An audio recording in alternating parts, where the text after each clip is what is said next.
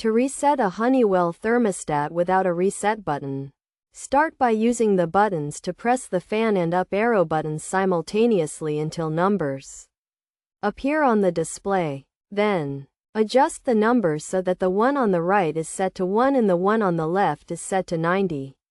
Once you've made these changes, press the button that corresponds to Done. For touchscreen models, such as the T10 and T9, tap the menu icon, navigate to Thermostat Information, and take note of the date code. Next, go to Installer Options. Enter the date code as the password. Tap Reset, and then tap Factory Reset. Alternatively, for the T5 and T6 models, press the menu icon, tap Reset, and then tap Factory Reset. For the Vision Pro 8000, tap System.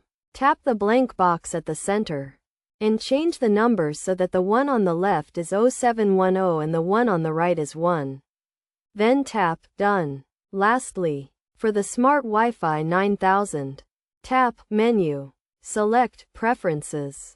Tap Restore Factory Defaults, and confirm by tapping Yes.